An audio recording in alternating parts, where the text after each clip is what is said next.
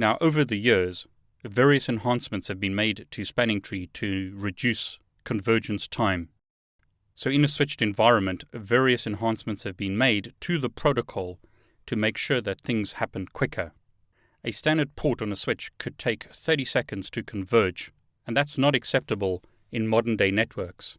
As an example, if the PC was booting up and needed to connect to a DHCP server, the PC would boot up and send out a DHCP request before the switch port is converged. So the PC would have already booted up and requested an IP address before 30 seconds have expired, and hence the PC wouldn't receive an IP address from the DHCP server because the DHCP request from the PC would be dropped by this port which is blocking while it's converging. So to improve performance in switched environments, edge ports, in other words ports connected to edge devices such as PCs, some servers and routers, would be configured as PortFast ports in a Cisco environment or as edge ports on other vendor equipment. Cisco used the term PortFast, other vendors use the term edge ports. In some terminology, Cisco will use the term PortFast, and in other terminology, it will be referred to as an edge port. Now, it's important that you only enable PortFast ports on access ports and not on trunk ports.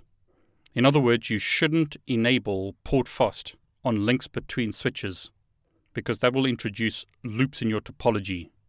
An edge port or a PortFast port immediately transitions to the forwarding state.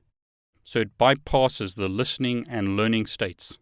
It goes directly from blocking to forwarding, once again, skipping both listening and learning states. That allows for much quicker convergence because rather than waiting for spanning tree to go through various stages such as blocking, listening, learning, forwarding, the port just starts immediately forwarding traffic, and hence convergence is a lot quicker. Spanning tree is still running on that port, but transitions immediately to forwarding.